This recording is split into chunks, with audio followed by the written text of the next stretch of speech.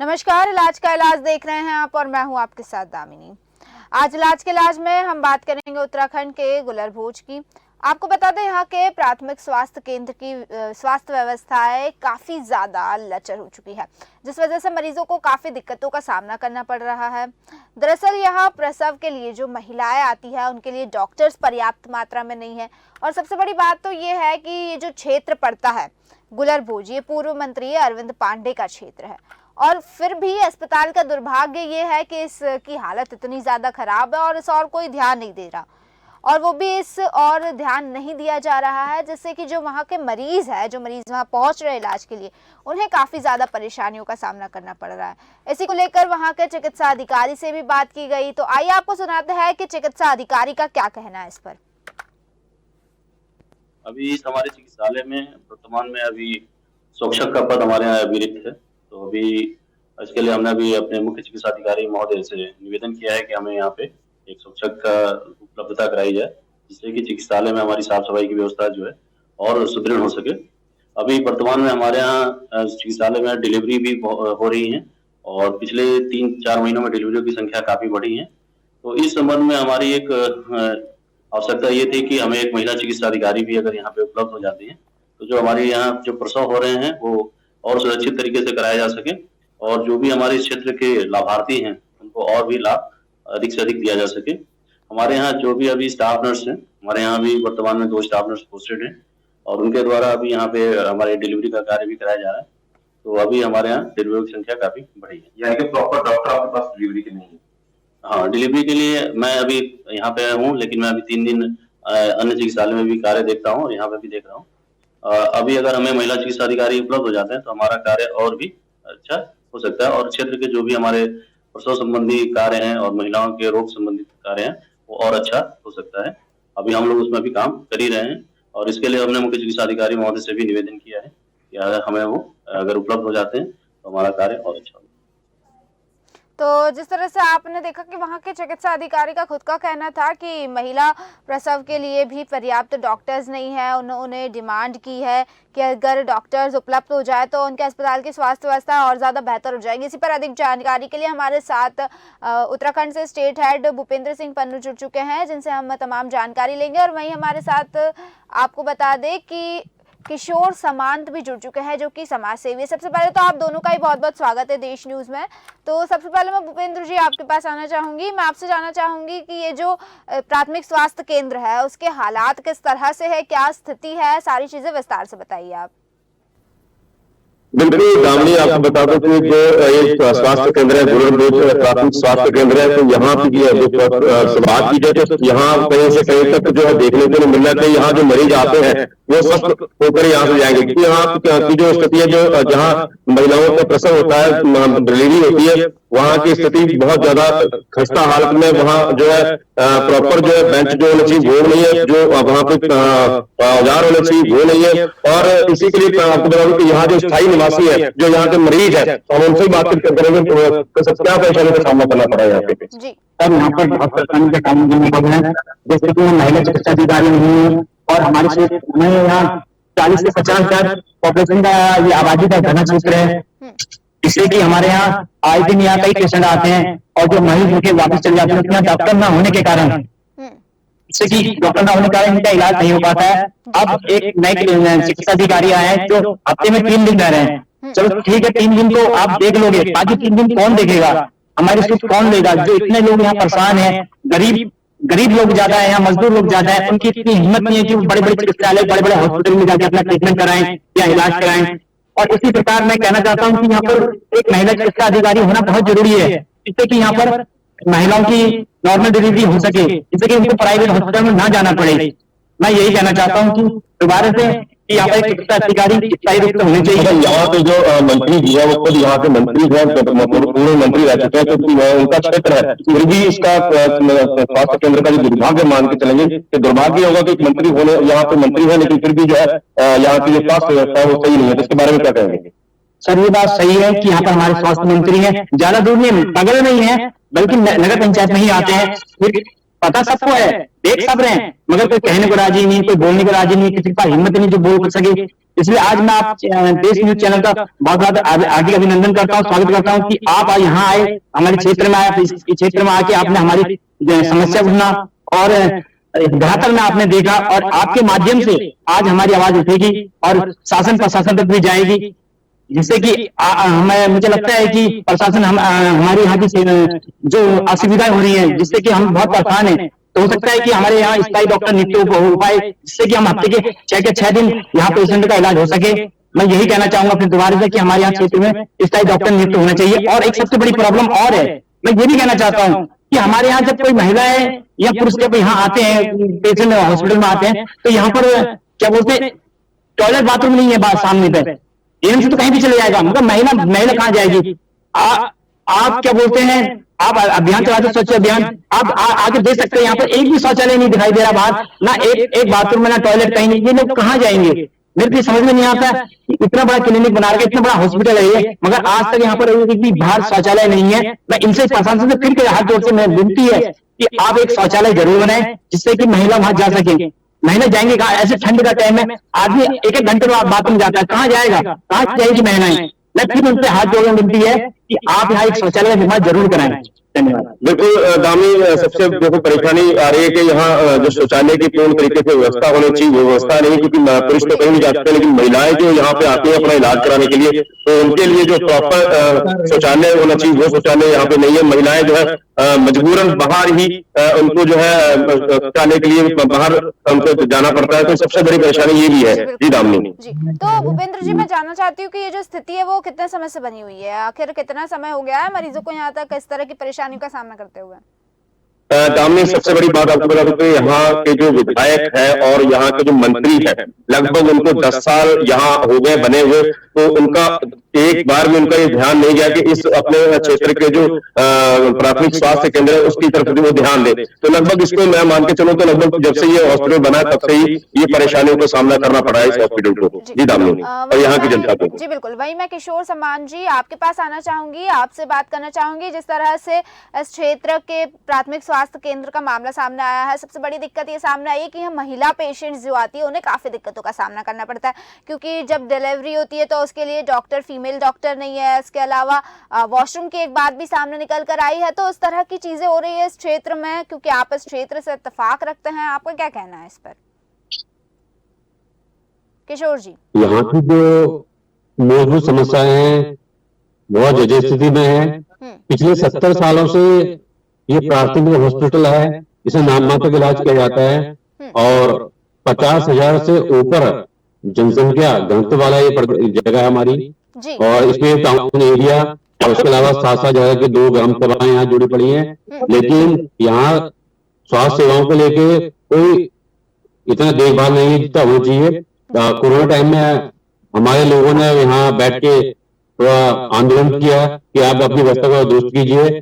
और यहाँ जो महिला जो प्रसूति केंद्र है उसकी बिल्डिंग की जर्जर हालत है, रात में मोमबत्ती जलाकर उनकी डिलीवरी कराई जाती है। तो आप बताइए हम कौन से सन्मुख जी रहे हैं? इतना दुर्लभ नजारा है।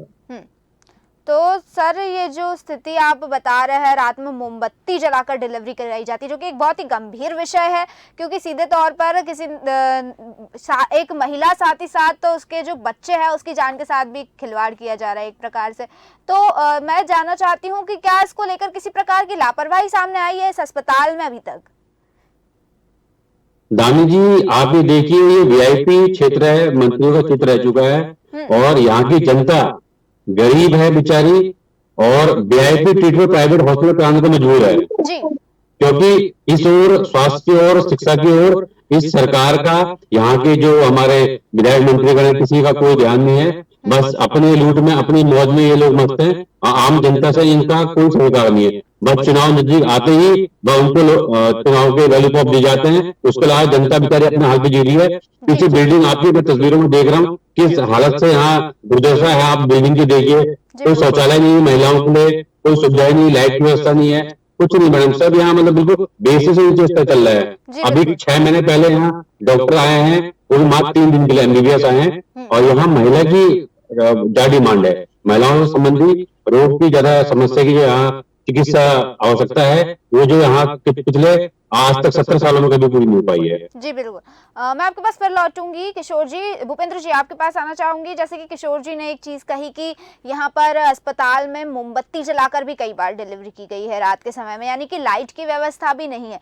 इसके अलावा मैं जानना चाहती हूँ कि डॉक्टर्स की क्या स्थिति है और इस अस्पताल को लेकर के अभी तक किसी प्रकार की लापरवाही, बड़ी लापरवाही सामने आई, क्योंकि मोमबत्ती जलाकर डिलीवरी करना एक बहुत ही गंभीर विषय है। अगर अस्पताल की हालत ये है तो जाहिर तौर पर कुछ न कुछ बड़ी लापरवाही भी हुई होगी अस्पताल में। बिल्कुल दामिनी, आपको बता दूं कि अभी जो है ये हॉस्पिटल जो है बड़ी लापरवाही का इंतजार कर रहा है, क्योंकि जैसे सामंत जी ने बताया कि यहाँ जो है मोमबत्ती के साथ जो है पेशेंट को उसका ट्रीटमेंट किया जाता है। तो सबसे बड़ी बात यह है कि मोमबत्ती से ट्रीटमेंट कैसे हो सकता है, क्योंकि लाइट की व्यवस्था ना होने के कारण विजुअल में भी आप देख सकते हैं कि एक बेड की व्यवस्था है। यहाँ तक कि यहाँ अगर 2-4 महिलाएं आ जाए प्रसव के लिए तो उनके वो क्या एक बेड पे लेटेंगी, वो बच्चा कहाँ जाएगा। तो ये सबसे बड़ा सवाल है कि वहाँ कम से कम ज्यादा नहीं तो 4 बेड की व्यवस्था होनी चाहिए, ताकि एक साथ अगर 4 पेशेंट आ जाए तो उनको किसी भी परेशानी का सामना ना करना पड़े। जी दामिनी जी। और भूपेंद्र जी डॉक्टर्स की क्या स्थिति है वहाँ पर? दामिनी, आपको बता दूं कि डॉक्टर जो है अस्थायी रूप से यहाँ पे जो डॉक्टर होना चाहिए वो नहीं है। डॉक्टर यहाँ 3 दिन के लिए आते हैं, 3 दिन दूसरे हॉस्पिटल जाते हैं, तो उस वक्त जो है ऑन कॉल रहते हैं। लेकिन ऑन कॉल डॉक्टर अगर रहते हैं तो अगर बाई द वे कोई ऐसा पेशेंट आ जाए जिसको इमरजेंसी जरूरत पड़े तो वो ऑन कॉल का इंतजार करते हुए उसका अगर दम निकल जाता है या उसके साथ कोई बड़ी दुर्घटना हो जाती है तो उसका जिम्मेदार कौन होगा, ये सबसे बड़ा सवाल यहाँ खड़ा होता है। जी दामिनी जी। एक और चीज जानना चाहूंगी भूपेंद्र जी, जैसे कि किशोर जी ने बताया कि करीब 70 सालों से ये अस्पताल है और बहुत समय हो गया है इस अस्पताल को, लेकिन अभी भी अस्पताल की हालत इतनी ज्यादा खराब है, इस स्थिति में है अस्पताल, तो क्या कोई आला अधिकारी अस्पताल में निरीक्षण के लिए नहीं आता? सीएमओ द्वारा निरीक्षण नहीं किया जाता? आला अधिकारियों का क्या रवैया है इस पर? बिल्कुल दामिनी, हमने जो है यहाँ के जो आला अधिकारी हैं उनसे भी संपर्क किया था फोन पे, लेकिन उन्होंने कहा मैं छुट्टी पे हूँ, मैं वहाँ नहीं हूँ। तो कहीं ना कहीं जो प्रशासन है वो इससे जो दरकिनार करता हुआ, क्योंकि उनकी जो खामियां वो हम सामने ला रहे हैं, तो कहीं ना कहीं अपनी खामियां छुपाने के लिए जो अधिकारी है वो यहाँ से भागते हुए नजर आ रहे हैं। जी भूपेंद्र जी, मैं आपके पास फिर लौटूंगी। मैं अपने दर्शकों को बताना चाहती हूँ कि हमारे साथ block incharge doctor Sanjeev Sarna जुड़ चुके हैं। डॉक्टर संजीव, आपका बहुत बहुत स्वागत है देश न्यूज में। डॉक्टर संजीव, क्या आप मेरी आवाज सुन पा रहे हैं? हाँ मैडम, आ रही है पर कम आ रही। बताइए मैडम क्या कमी है? डॉक्टर संजीव, एक मामला सामने आया, आपको बता दूं, गुलरभोज प्राथमिक स्वास्थ्य केंद्र का, जहां पर महिलाओं को लेकर काफी ज्यादा दिक्कतें हैं। जो महिला पेशेंट्स है उनको लेकर काफी ज्यादा दिक्कतें हैं। कई बार महिला की डिलीवरी के वक्त पर महिला डॉक्टर्स अवेलेबल नहीं है। यहाँ के चिकित्सा अधिकारी से भी बात की गई, उन्होंने भी ये चीज कही कि महिला डॉक्टर्स नहीं है, इसकी डिमांड भी की गई है, लेकिन किसी प्रकार से इनकी नियुक्ति नहीं की गई है। वहीं एक और चीज सामने आई है, यहाँ के जो समाज सेवी किशोर सामंत जी, उन्होंने कहा है कि मोमबत्ती जलाकर कई बार महिलाओं की डिलीवरी की गई है। महिलाओं के लिए वॉशरूम तक की व्यवस्था नहीं है, यहाँ के मरीजों का कहना है, यहाँ के लोकलाइट्स का कहना है। तो क्या आपके संज्ञान में ये सारी चीजें है कि इस प्राथमिक स्वास्थ्य केंद्र के हालात इस तरह से है? डॉक्टर संजीव, कहाँ की बात कर रहे हैं मैडम, ये बताइए मुझे। मैं गुलरभोज प्राथमिक स्वास्थ्य केंद्र की बात कर रही हूँ सर। मैडम, गुलरभोज प्राथमिक स्वास्थ्य केंद्र में डॉक्टर ओझा जी वहाँ पे हैं आयुष विंग के। Doctor Sudhir Gupta ji Monday, Wednesday और फ्राइडे जाते हैं जी, एमबीबीएस। स्टाफ नर्स वहाँ पे पूरी हैं, ठीक है। एएनएम 2 है वहाँ पे मैडम, लैब टेक्नीशियन वहाँ पे है। ठीक है सर, मंडे, वेडनेसडे और ट्यूसडे 3 दिन, बाकी दिनों का क्या? मंडे, सुनिए बताइए, मैं बताता हूँ जी। गुलरभोज में डॉक्टर नहीं था, वहाँ पे अभी डॉक्टर की पोस्टिंग देहरादून से नहीं हुई है।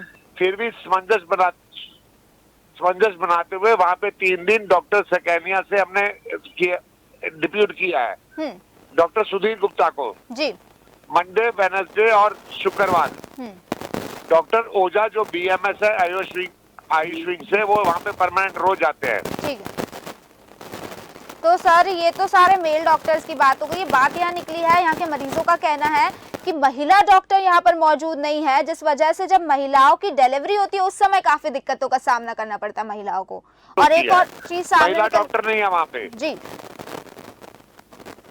तो सर, आप के संज्ञान में ये चीजें है कि वहाँ पर महिला डॉक्टर नहीं है, और अगर है तो इसको लेकर किस प्रकार से तैयारियां की जा रही है, क्या किया जा रहा है इसके लिए? डॉक्टर संजीव, जैसे कि आप लोगों ने देखा, डॉक्टर संजीव हमारे सवालों का जवाब नहीं दे पाया। और आपको एक चीज बता दूं कि डॉक्टर संजीव अपना फोन काट चुके हैं। तो ऐसे एक चीज साफ नजर आती है कि जो डॉक्टर, जो अधिकारी है, जिम्मेदार अधिकारी, वो अपनी जिम्मेदारियों से पल्ला झाड़ते हुए नजर आ रहे हैं। क्योंकि अगर वो हमारे सवालों का जवाब दे पाते तो जाहिर तौर पर कहीं ना कहीं उनकी लापरवाही सामने आ जाती। खैर, लापरवाही तो यहाँ पर भी सामने आ गई है कि वो उस पद पर बैठे हुए हैं, जिम्मेदार पद पर बैठे हुए, तो उनका जवाब देना बनता है, लेकिन उसके बावजूद वो इस चीज का जवाब नहीं दे पाए। तो इसी पर मैं किशोर जी आपके पास आना चाहूंगी। जैसे कि आपने देखा, डॉक्टर संजीव ने हमारे सवालों के जवाब नहीं दे पाया, फोन काट कर चले गए। तो इससे ये चीज सामने निकल कर आ रही है कि एक जिम्मेदार अधिकारी अपने जिम्मेदार पद से पीछे हटते हुए नजर आ रहा है। इस पर क्या कहना चाहेंगे आप? जी बिल्कुल, मैं तो पहले आपको रूबरू करा चुका हूँ हॉस्पिटल की हकीकत से। जी। और एक बात और बताना चाहता हूँ आपको, ये तो प्राथमिक हॉस्पिटल है, इसका जिले हॉस्पिटल आप जाओ तो आप देखना, जो इमरजेंसी होती है, सीजर में होता है, जो सीजर के द्वारा जो ऑपरेशन किया जाता है महिलाओं का, तो इमरजेंसी की इतनी व्यवस्थाएं सरकारी हॉस्पिटल से अब हो गई है, बहुत मुश्किल है, लेकिन ज्यादा लोग प्राइवेट का रुख करते हैं। तो जब जिले में स्वास्थ्य विभाग का ये हाल है, वहाँ कोई पूछ नहीं है, देख रेख नहीं है, तो आप इस छोटे कस्बे में तो यहाँ लोगों की क्या पूछोगे मैडम? बहुत दुर्भाग्य है हमारा कि एक 10 साल की सरकार होने वाली है और उसमें स्वास्थ्य सेवाओं का बहुत बहाल है। आप देखें, इमरजेंसी में केस आ गए, महिला का आ गए, या फिर किसी बच्चे का एक्सीडेंटल कोई मामला आ गए, तो मात्र तपत्ती बांधने के अलावा और कोई दूसरा उपचार नहीं मिल सकता है। जी बिल्कुल। तो मैं आपसे बाकी जिम्मेदार जी किशोर जी, मैं आपसे ये जानना चाहती हूँ कि आखिर आपके प्रशासन से क्या मांगे और बतौर समाज सेवी आप क्या कर सकते हैं अस्पताल के लिए? जी, मेरी प्रशासन से मांग है, जो ये हॉस्पिटल है प्राथमिक स्वास्थ्य केंद्र से हटके इसे इसका उच्चीकरण किया जाए। सबसे पहले उच्चीकरण में हमें डॉक्टरों और नर्स की हमें परमानेंट अच्छा उनका साथ मिल जाएगा और नए डॉक्टर की तैनाती हो पाएगी। और जो इस प्रकार से हमारे कई प्रकार 50 लोग से ऊपर यहाँ जनसंख्या है, तो उनका इलाज करीब हो सका। और रही ने अभी बात करी, जो अभी हमारे मुख्य चिकित्सक थे, उन्होंने बोला कि यहाँ आयुर्वेदिक डॉक्टर बैठते हैं। जी। तो मैं आपको बताना चाहता हूँ मैडम कि आयुर्वेद का इलाज क्या होता है कि बहुत लंबा चलता है, उससे एकदम रिलीफ नहीं मिल पाता है। और हर आदमी को चाहिए कि स्वास्थ्य में भी तुरंत उसे रिलीफ मिले। और स्वास्थ्य विभाग में ये बहुत बड़ी कमी है कि कई लोग टाइप कर देते हैं आपस में अपना दवाइयों का, कि अगर आयुर्वेदिक डॉक्टर हैं तो आपने मेडिकल वाले पर गोली लिख दी, तो आप बताइए तो मरीज को क्या फायदा मिलेगा? चलिए भी इंग्लिश दवाई है तो आप सीधे से दीजिए। आपका वो डॉक्टर तो वेस्ट है। जी बिल्कुल। जी बिल्कुल। जी। भूपेंद्र जी, आपके पास आना चाहूंगी। जैसे कि किशोर जी ने कहा कि यहाँ पर आयुर्वेदिक डॉक्टर्स बैठते हैं, वहीं हमने डॉक्टर संजीव की बात भी सुनी और उन्होंने सीधे तौर पर उनकी बातों से ये समझ आया कि वो अपनी जिम्मेदारी से पल्ला झाड़ते हुए नजर आए। क्योंकि जब हमने उनसे महिलाओं को लेकर सवाल किया तो उन्होंने अपना फोन काट दिया और हमारे सवालों का जवाब नहीं दे पाए। इस पर जल्दी से आपका रिएक्शन दे दीजिए। आप क्या रिएक्शन देना चाहेंगे? बिल्कुल दामिनी, कहीं ना कहीं जो बड़े अधिकारी है, आला अधिकारी है, तो उनको चाहिए कि इस मामले को गंभीरता से संज्ञान मिले और जो महिलाओं को जो यहाँ परेशानियों का सामना करना पड़ रहा है वो ना करना पड़े। तो मेरे साथ तो ये मौजूद है भाई, तो बताइए क्या क्या और मैं आपके चैनल को बधाई देना चाहता हूँ कि क्षेत्र की समस्याओं को आप यहाँ पर आकर उठा रहे हैं और जिस प्रकार से कई बार यहाँ पर ज्ञापन दे चुके हैं, कहते हैं महिला डॉक्टर की नियुक्ति के लिए, अस्पताल के उच्चीकरण के लिए और कहने के लिए यहाँ पर माताओं और बहनों को बाहर जाना पड़ता है, ताजपुर, हल्द्वानी, काशीपुर, और यहाँ पर जो सुविधाएं नहीं है ना स्वास्थ्य शक्ति के लिए, उस सुविधाओं को यहाँ पर होना जरूरी है। इसके लिए आपसे निवेदन करना चाहते हैं कि यहाँ पर ये सुविधाएं मिले। बिल्कुल दामिनी, कहीं ना कहीं यहाँ के जो लोग हैं, जो मरीज हैं, वो बहुत ज्यादा परेशान है यहाँ की असुविधाओं को लेके। जी दामिनी।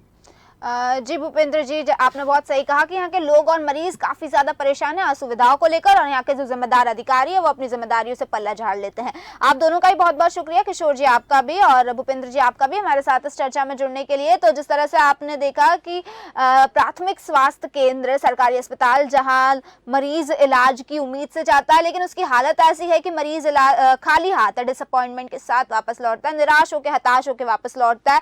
और जब जिम्मेदार अधिकारियों से इस बारे में बात की जाती है तो जिम्मेदार अधिकारी स्क्रीन पे ही फोन काट के भाग जाते हैं। तो इससे साफ समझ आता है कि जिम्मेदार अधिकारी अपनी जिम्मेदारी सही ढंग से नहीं निभा रहे हैं और उन्हें कहीं ना कहीं डर है कि उनकी जो लापरवाही है वो सामने ना आ जाए, उनकी जो गलतियां है उससे पर्दा ना उठ जाए। तो अब देखना ये होगा कि आखिर यहाँ मरीजों को कब तक इस तरह की परेशानियों का सामना करना पड़ता है। जो महिलाओं को मुश्किलें आ रही है प्रसव के दौरान, उसका कब निराकरण होता है और कब जो जिम्मेदार अधिकारी है जो अपनी जिम्मेदारियों से लगातार पल्ला झाड़ रहे हैं उन पर किसी प्रकार का एक्शन होता है या फिर वो अपनी जिम्मेदारियों को गंभीरता से लेते हैं। फिलहाल के लिए बस इतना ही, फिर लौटेंगे ऐसे ही किसी मुद्दे के साथ। तब तक देखते रहिए देश न्यूज। नमस्कार।